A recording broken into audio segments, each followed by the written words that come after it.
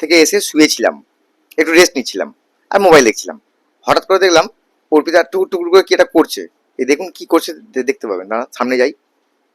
এই দেখুন, এই মহিলাদের কাজে কোনো শেষ নেই, কিছু হলেই আগে সব লেগে পড়ে দুম ধাক্কা। আরে একটু শুয়ে রেস্ট নে তা নয়, ব্যাস লেগে পড়েছে।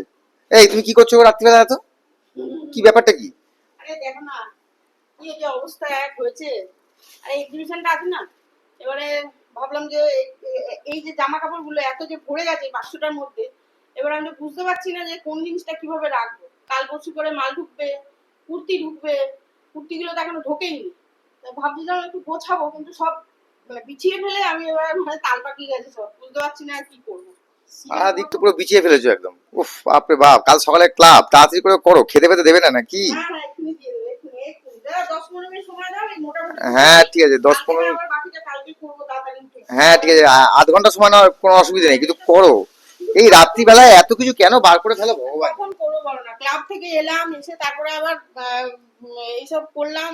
আজকে মাথাটাও পুরো এ হয়ে গেছিল, স্নান টান করিনি, এসে স্নান করলাম, সবকিছু করলাম, তারপরে এসে আবার এটাকে একটু বসে নিলাম, আর পাচ্ছিলাম না। যাকে আজকে নাও এত করো, গরম।